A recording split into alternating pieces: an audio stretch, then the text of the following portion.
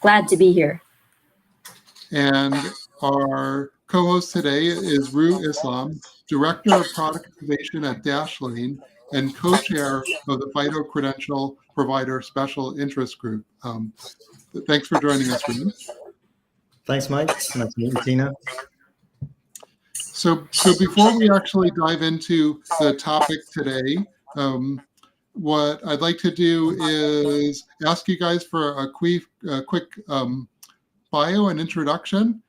Tina, how did a passion for flying and aeronautics lead you to digital identity? That's a great question. And yes, you're right that my background started in aerospace engineering from MIT. And that led me to working in the aerospace industry at Raytheon, focused in national security and defense. I became the chief engineer of some of our advanced electronic warfare programs.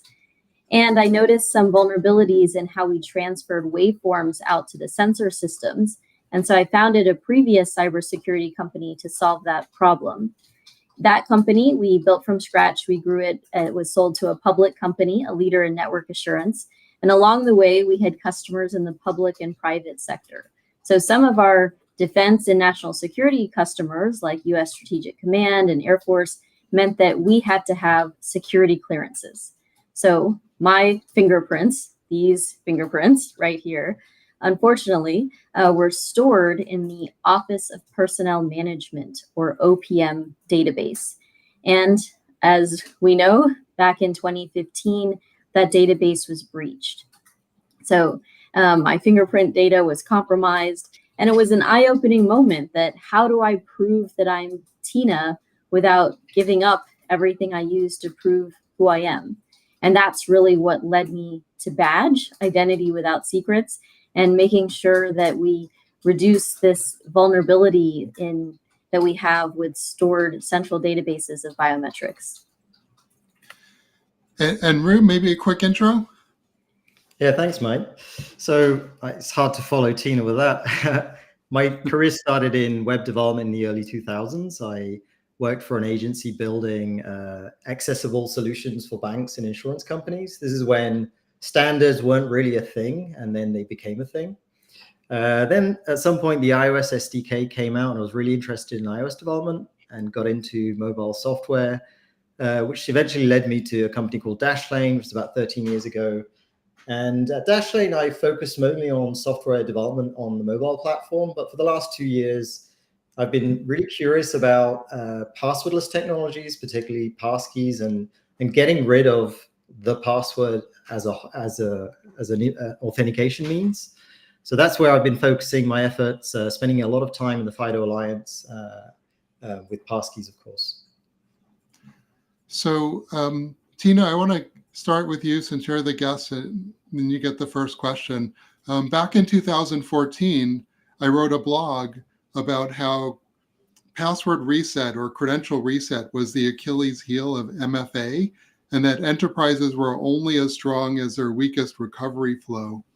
And now it's 2024, and I feel like we're still grappling with this challenge. Do you agree? And what's changed in the last 10 years?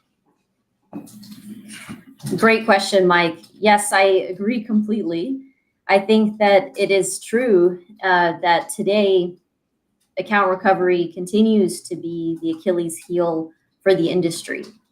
We can have very secure, hardware, AES, security, and as soon as we lose a device or we forget our password, we go into this account recovery mode, which violates all of the principles that we've really tried to establish in secure authentication.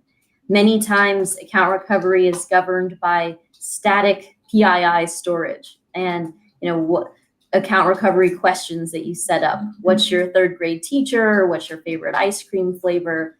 And we find that we who set up these usually forget what answer we might have provided. But this static PII is compromised and often better known by hackers than we know ourselves. And we saw a great example of this recently with the MGM casino hack. And this really illustrates the challenge here. you can have an employee have very secure multi-factor authentication. But if they say, oh, I lost my device, I forgot my password, now how do I get in? Well, you can have an attacker claim to be that employee who forgot their device, forgot their password, and now is using this sort of static PII phishable information to regain new credentials and use those credentials to now access the system. And of course, we've seen account recovery be exploited and result in ransomware attacks, and it's definitely continues to be a weak link.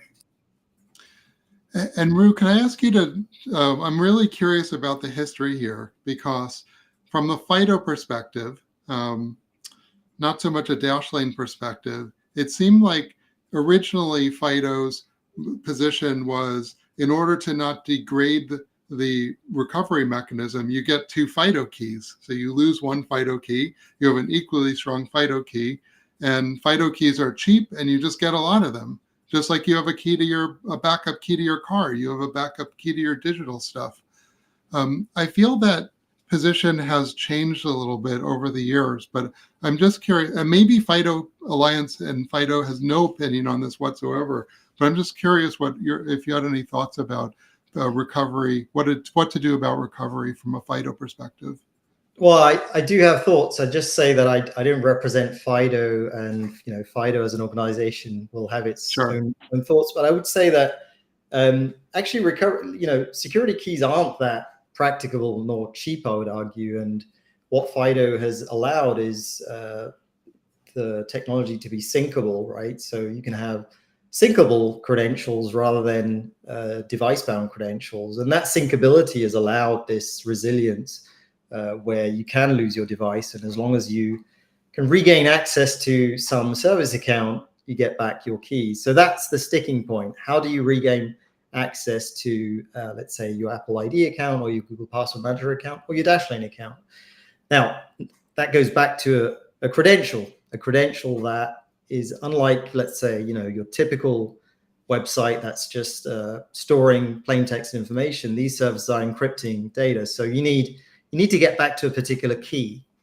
And that's the sticking point on, I think, zero knowledge services. How do you get back to a key without necessarily the service provider having also access to those keys? So I'd say FIDO has allowed keys to sync, but it's down to Apple, Google, Dashlane, 1Password, and others to come up with the solutions to ensure that users can recover their keys. Tina, I bet you have some thoughts about centralized storage of private keys. What is maybe some of the downside of that approach for key management? Well, it's vulnerable. Anytime you have a central database of private keys and biometrics, it's just a matter of time until it gets compromised. We've learned this lesson through history over and over again. And when you think about, the cost benefit perspective from a hacker's perspective, there's a lot of benefit from hacking a trove of crown jewels of private keys. We've seen that in the case of the cryptocurrency world, which also has private keys and public keys. And if those private keys unlock money in a crypto wallet, then we've seen that to be a very ripe target, both for individuals as well as state-sponsored hackers that are willing to invest large sums of money into breaking into that. So that is why having that type of approach has a lot of challenges, and something I experienced personally with the OPM breach. That's what happened. So Tina, a follow-up question on that.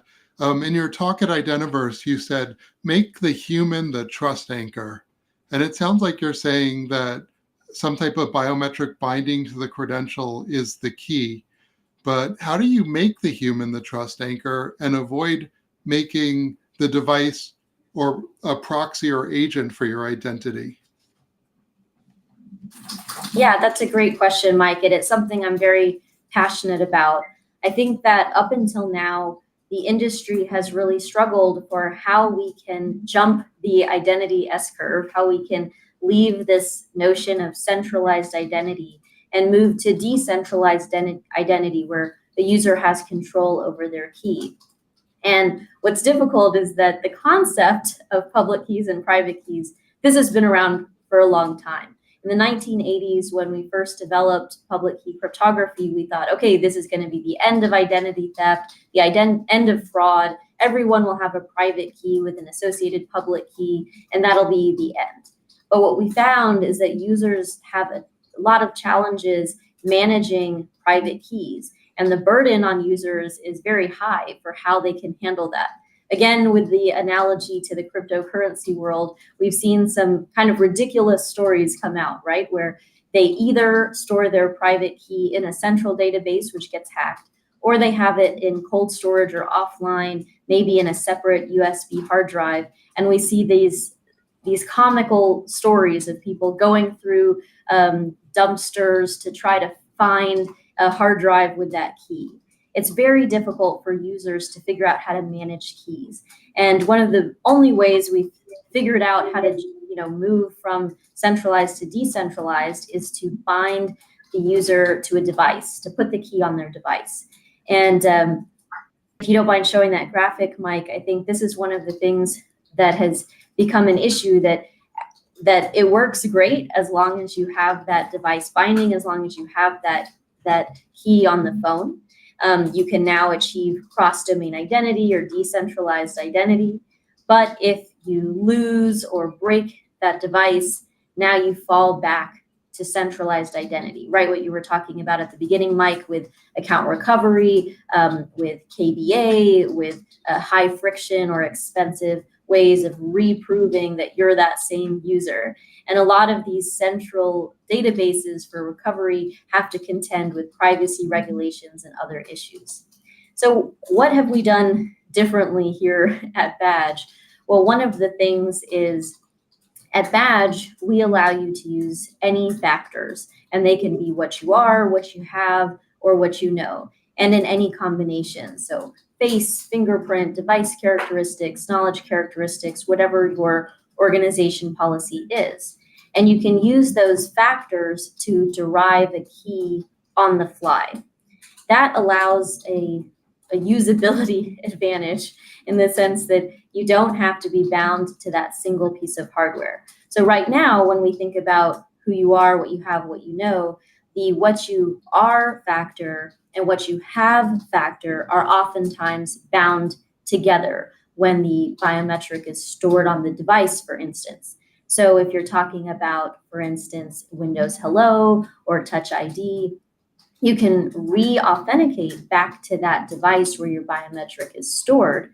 But if you lose or break that device, you've lost not only what you have, but also what you are. And that's why you oftentimes fall back to that single what you know factor, which is again phishable, and why passwords persist. With Badge, you can actually decouple what you are from what you have, so you can maintain multi-factor even in situations where you don't have that device. And one of the things in particular that I think this is important for is that binding your identity to your device excludes a lot of user populations that are left out of our decentralized cross-domain identity vision. So for example, Badge's customers include users that use shared devices. So if you are a bank teller, if you're a healthcare worker, like a doctor, nurse, a clinician, if you're a factory floor worker or a call center worker, you don't have a dedicated workstation that you log into every day. You might show up for your shift and work at whatever workstation happens to be available. So what does that mean? Well, it means that you can't bind your identity to a specific device. For example, if you use a technology like Windows Hello that stores your biometric locally on the workstation, if you now are at a different workstation the next day, you can't use your biometric to prove it's you. You also sometimes have limitations, like Windows Hello and Face ID, Touch ID have limitations on how many users can enroll per device because they're storing those biometrics locally. So one of the other challenge with these users in these types of environments, and we're talking about 2 billion users is Microsoft's estimate, they sometimes have restrictions on devices. They're not allowed to bring their phone, to a bank teller station or a call center. There's foreign object debris concerns in warehouses. And the reality of trying to issue hardware tokens to this user population has proven to be infeasible, both due to the costs and, back to Mike's point, account recovery. As soon as you lose that hardware token, the recovery to prove who it's you and issue a new one can be very onerous and vulnerable. And so you have this large population of users that oftentimes don't have any secure authentication. They just use passwords, and they have a waiver for multi-factor authentication requirements, frankly, because there is no option. This is a place where, for instance, Badge is able to provide a solution because you can use multiple factors in these flexible environments. So for example, in a call center where there might be 1,000 workstations, you can have a factor related to being one of those 1,000 workstations without a specific one-to-one binding to a device, as well as a factor such as face or fingerprint, and allows a user to have the experience that, they show up to their shift, they sit down at any workstation, bam, they're authenticated, they derive their key, and they can log in. But in the background, you have a phishing-resistant, secure multi-factor authentication. So I want to come back to that point, but before we do, I wanted to sort of drill down a little bit more on sort of the FIDO sort of journey over the years. And I'm curious, Ru, if you had any thoughts about some of these challenges and what's the current solution for let's say key recovery? I mean, the baseline is to get the user to just print out some sort of recovery key. That's like the lowest technology solution. Beyond that, there are solutions such as recovery contact, but that only works within the same ecosystem. So I think some of the things that Tina is describing are sort of like the heaven in terms of recovery solutions. Those things aren't ubiquitous. Even for Apple or Google, what you'll find is pretty low tech recovery solutions. There are solutions where the provider has the keys, and then now you need to do IDV to prove that you are who you say you are to get back access to those keys. But a lot of these third-party providers don't actually store the keys themselves. It's a user secret that only the user can have. That's how the zero knowledge is guaranteed. So unless the user can come up with something that can decrypt their vault, they're kind of stuck. And in a way, I see security in terms of credential providers. You can't have security if it's too easy to recover. Like there is no security in a way, unless you found the silver bullet, which seems like something that we're heading towards, where you can recover with just your biometrics, but that's something that I'm very curious about. Yeah, I mean, a question I have for Tina actually is like, what is the optimal number of factors here? Because I find it hard to imagine just using your face to recover your account is enough. There's got to be some other factor, whether it's a PIN code that the user remembers or something else. What do you see as the optimal factors? That was also my question. Is like, yeah, like you said, Ru, this sounds like nirvana. Yes, I can. Ideally, I should walk in front of my computer and it should just know me. It should say, "Hi, Mike. Let me give you access to your stuff. Thank you for buying this new iWatch or whatever." But practically, when we're talking about generating a private key, it seems like how would you possibly get precise enough to do that? So the answer is that it really depends on what the organization policy is for a given flow. So for instance, it could be face to access your bank balance, but you need to add a PIN code or voice to authorize a high value transaction. And what's great is that Badge allows a lot of flexibility in how you define these policies and set up all of the different factors for your user flows. We believe in open standards, and we're support FIDO. We're actually a FIDO provider as well as a passkey provider, OIDC, TLS, SAML, Kerberos, all of the major integrations.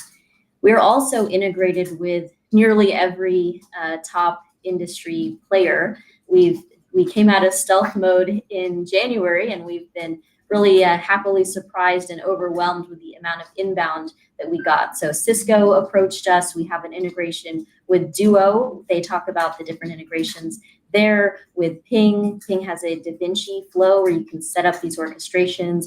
Okta, so you can actually define your policies within Okta and have multiple badge authentication paths for your different user groups.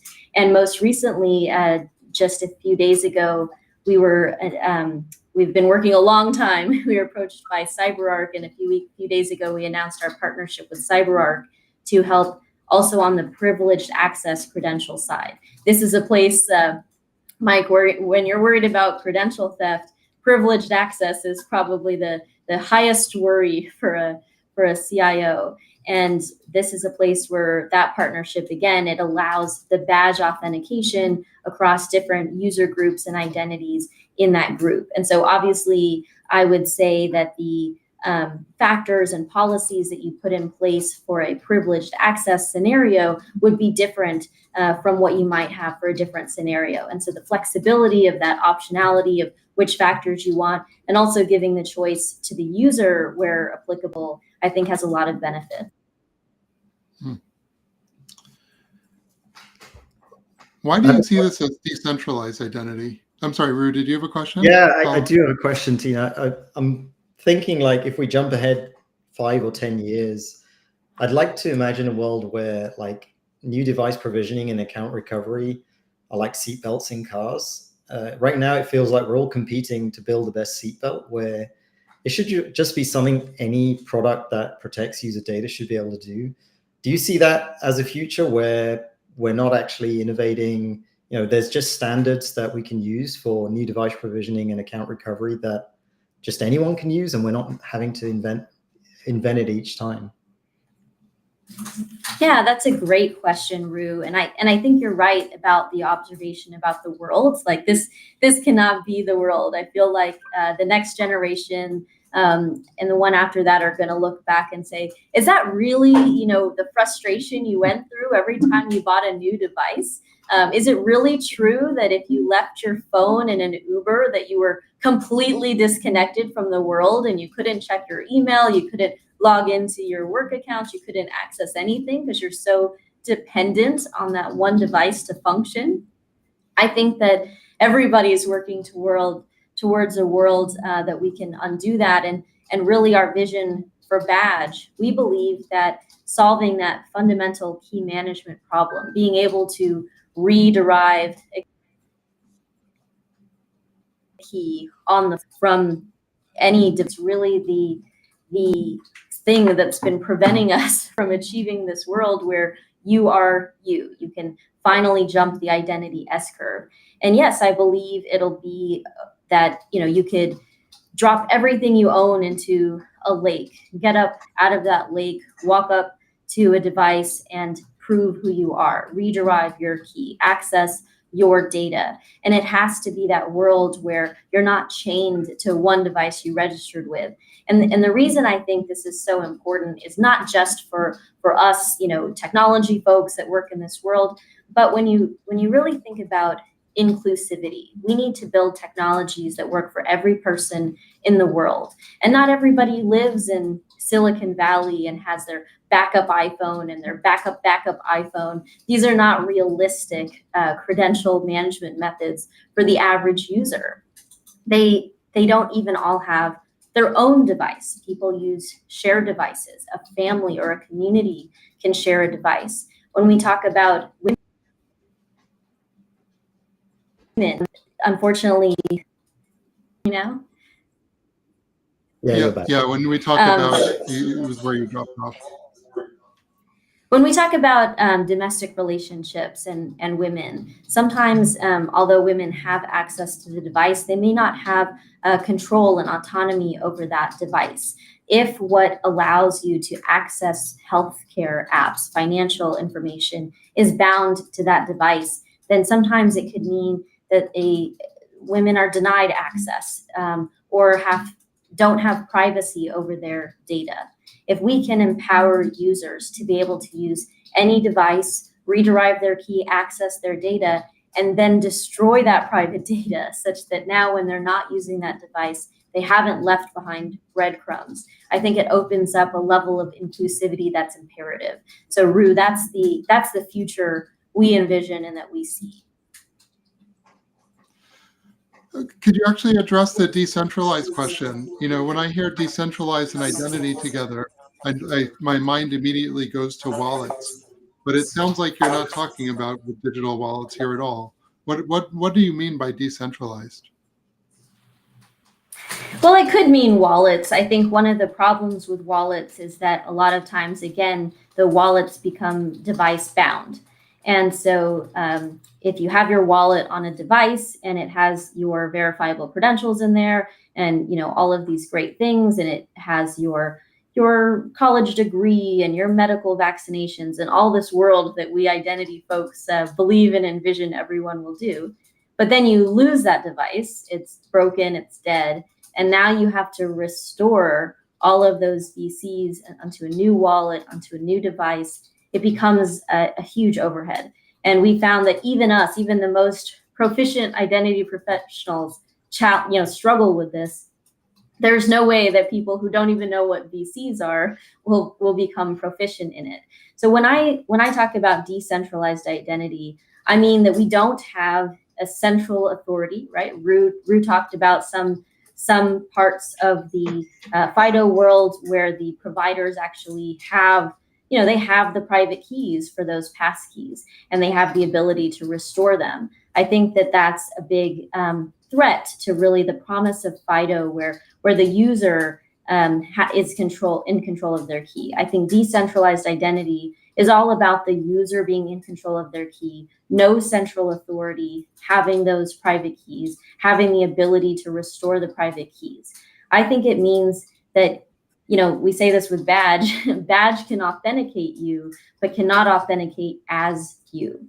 And I think that's really when we talk about decentralized identity, it means a user can take their identity with them across retail, healthcare, banking, and they can prove who they are, and they don't have to rely on some central authority who can restore and therefore authenticate as them.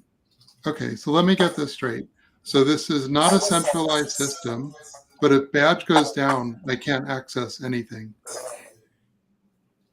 No, that's not the case. So we work with some of the top large companies. So we have full plans in terms of making sure that there is no single point of failure, no single point where something can fall down. And you have to give users optionality in terms of how they authenticate. What it is a method to bolster existing technology, and which can include some device-bound technologies, but not have the system fall apart just because a user lost their device. I mean, when we even just look at the terminology that we use in this industry, phrases like emergency kit are used for if you lose your device.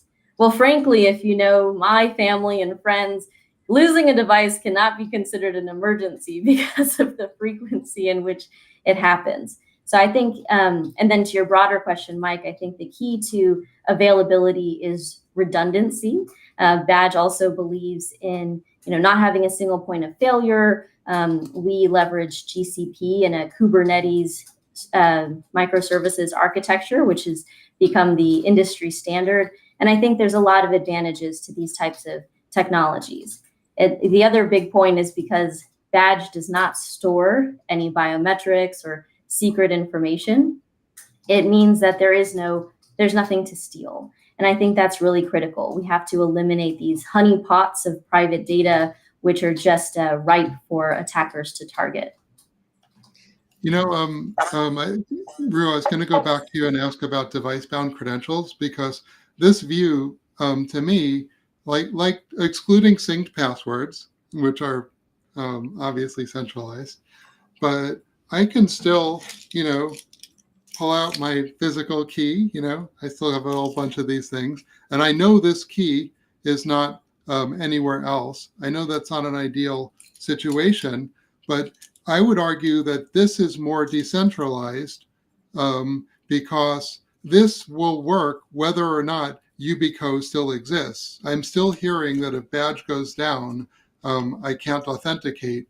And so it's extremely centralized. Yes, they don't store the secret, or however, I'm still reliant on them to do that resolution and then derive the key. The algorithm is only in badge servers. It's not out in the world. So I don't know. How do you feel about that? Is FIDO more decentralized? Actually, when it comes down the to way it. I look at it is, I think it's all on a spectrum, and what you've just highlighted is, security keys give you certain assurances, but they also have certain pitfalls. So if you want to get away from those pitfalls, you have to kind of let go of some of those assurances, not all of them, but some of them. And one of the problems you kind of take on is like, new device provisioning and account recovery. Like, you don't have those issues with your YubiKey because, well, your recovery is having another one if it's available and you've registered it. But beyond losing it, there's nothing else. But the assurance you get is the key in your hand is the only one that can produce that private key and nothing else can. That it's not backed up on any server. Well, that's a great assurance. But then what are the pitfalls you get with it? So I think you lose accessibility, for example, like Tina mentioned. It's still like, X number of dollars per key. And so you lose accessibility, you lose some backup ability or some recoverability. But I agree. It's more than that. I think it's more than that. It's what Rue was saying, that if you lose it, you have nothing. And so, Mike, it's again, in the happy path, while you have your YubiKey, it's great. You can have hardware, AES, great security, great authentication. But when you lose it, and the reality is that you're back to centralized account recovery. Actually, my argument was that this is actually decentralized. But I'm saying when you lose it, it's not ideal, but it's actually decentralized, whereas what you're proposing is actually centralized. Well, I'm challenging a couple things. One is that if you lose that physical token, how do you prove it's you to get a new token? Oftentimes, unfortunately, you fall back to centralized account recovery schemes. This is what I was trying to show. If you pull back that figure up on jumping the identity S-curve, that the happy path is great and can look decentralized because users have their key on their device. But the problem is, because users lose that device, we have centralized account recovery, which is why we keep falling back to the centralized identity S-curve. I know this is my fantasy world, but I want to be able to present my biometrics, whatever that is, and have it be decentralized on this device. So I could recover on the hardware and not recover through your centralized service.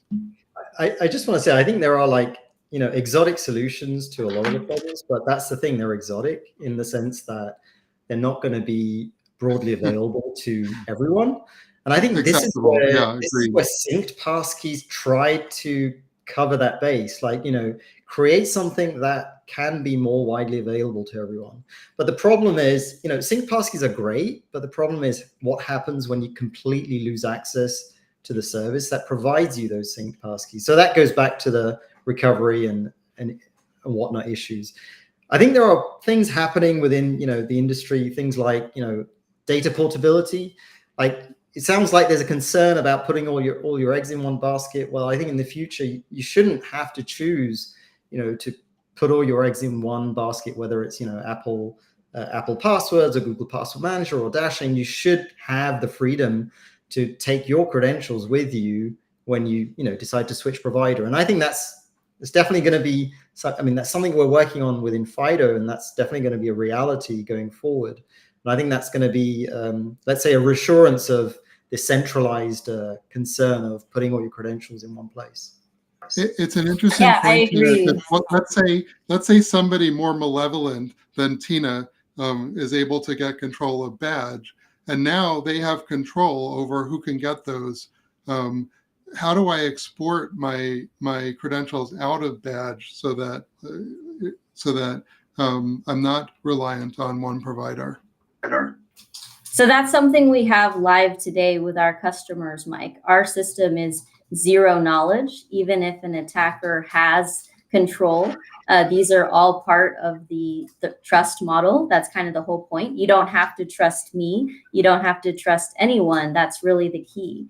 And from a customer's perspective, we work with them to provide the end-to-end solution. We have customers that deploy Badge SaaS as well as on-prem. Our deployment is such that Badge works in tandem with on-device authenticators and other authenticators.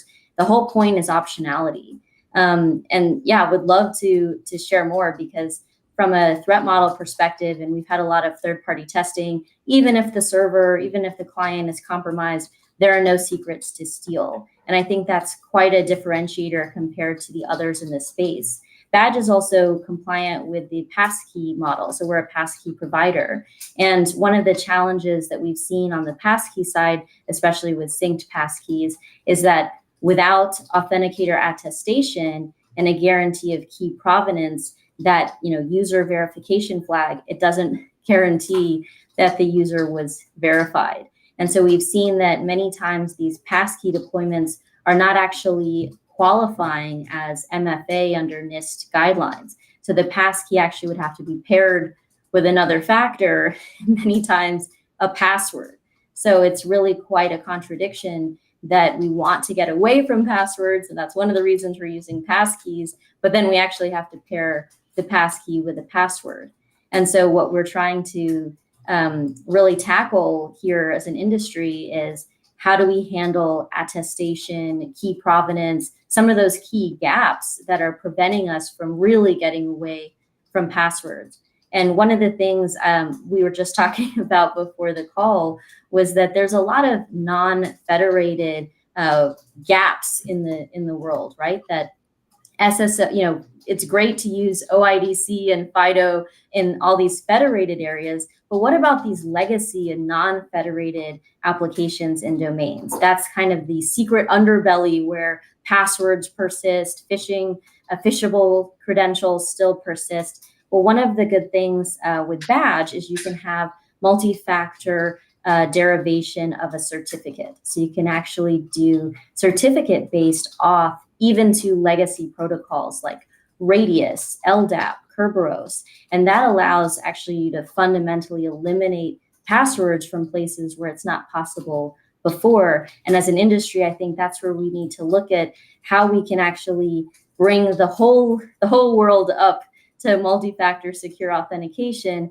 instead of having all these gaps that are still phishable single factor. How do you see the evolutions going on in things like the EU digital wallet affect these topics? Obviously, not everyone is in Europe. I wish they were, but if everyone was provided with a national ID wallet and a national ID, digital ID, do you see that as a part solution to a lot of these problems, having that sort of anchor, that sort of national ID anchor to prove your identity? I think it really depends on the details. Unfortunately, there are a lot of implementations of such systems that really are centralized. Again, you have a centralized authority, oftentimes that can authenticate as you. And I think that that's fundamentally what goes against decentralized identity, is you don't want anyone, as great as they may be, to be able to authenticate as you. I think that there are ways that you can actually combine those and to have a better outcome. National systems that provide verifiable credentials can help advance the whole ecosystem towards using verifiable credentials. Again, the question comes down to, how does a non-technical consumer use that wonderful technology? How do they stay bound to their private key and not forget it or lose it or break it, or cede that trust to someone else? How do you keep the human as the trust anchor in that relationship? So I think that those are the things that as an industry we need to tackle and that we are working on. And I think we also need to tackle kind of what Mike's bringing up about what is decentralization, right? Decentralization from the perspective of an adversary, as well as decentralization from the perspective of disaster recovery. And there are, separate systems level solutions to each of those, and they all need to be considered when ensuring that you have a secure and privacy preserving system. So I sort of want to dive back. The picture that you painted was a very diverse array of devices. For example, you said, laptops at a call center, or, workstations at a call center, a shared mobile device in maybe a rural community family where maybe that mobile device is an older generation iPhone with very limited sensors. Um, so I'm curious, it sort of seemed like a magical hand wave that you did, that we're going to be able to support all those devices. How could you possibly be able to deliver based upon those vast range of capabilities of the sensors in those devices? Yeah, great question, Mike. We've actually had third-party And testing let me that just has throw in proven. deep fakes also, because that we've had a number of conversations. For example, the best video deep fake analysis are only like 95% effective. So throwing deep fakes in there too, like how do we possibly know? It all sounds great, but how do I know what you're doing actually works? So yes, yes, and yes. So for your first question about moving across devices, we've had third-party testing that has shown badge across old devices, even old Motorola Android devices, old iPhones, the latest iPhone, the latest Samsung Galaxy, USB connected cameras, different lighting conditions. There's a industry standard term called PI, pose, illumination, and expression. So you basically vary, the lighting conditions, all of the conditions, and show that you can enroll on any one of these devices, old, new, whatever, and then authenticate across them. And so that has been really deep wonderful. So there's kind of two big categories. There's presentation attacks and injection attacks. Badge has mitigations for both that are cryptographically enforced. Presentation attacks are like if you hold up a photo or wear a mask or hold up a screen to a camera and have the computer get fooled into thinking that that photograph or screen is the real person. The best mitigation against those types of techniques is actually AI. So use AI to fight AI. Funnily enough, there are ISO standards and top techniques for that. We implement the level 1 and level 2 techniques, and the customers can actually choose what level, of passive, active, what use case for that liveness. For the other type of attack, which is an injection attack, you really need to have client integrity attestation and using device-based signals to make sure that there isn't basically a camera stream being inserted between the sensor and the processor. So those are, again, Badge uses the latest techniques on both of those, and we evolve as those technologies evolve. So Badge is able to cryptographically enforce the latest techniques of those, and to ensure that the same human that registered is the human that authenticated later.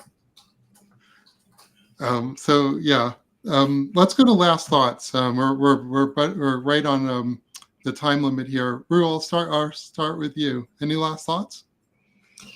I think, the future is going to be recovery, like attacks on recovery and solutions around recovery. And I've yet to see a perfect recovery solution. I don't think it really exists. I think you have to make compromises. You have to decide where the line is, and everything's on a spectrum. So, whether it's a hardware key or whether it's a pin in your head, something's got to give. And I think recovery is the new battleground. And Tina, last thoughts? Where do we learn more?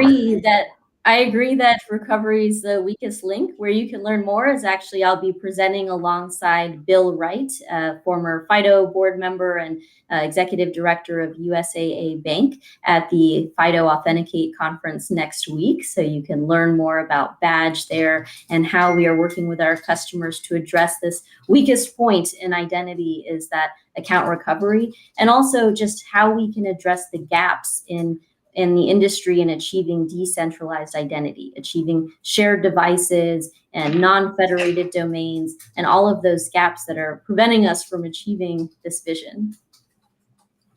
Awesome. Okay, well, I wanted to thank both you guys for joining. And I wanted to remind the audience to subscribe to the Identity Office Hours LinkedIn page. And if you, we're trying to get to 1,000 followers, we get special LinkedIn features opened up to us when we do that. So don't forget, click that follow on LinkedIn. And what else? We have a great episode coming up on Thursday on TLS certificate rotation, which is another like really hard thing that I think enterprise IT staff is struggling with. We'll have a single guest, Ben Burkard, on Thursday. And so thank you, Tina. Thank you, Ru, for joining us. And Thanks. It was a pleasure. See you next week at Authenticate. Thanks all. thanks, audience.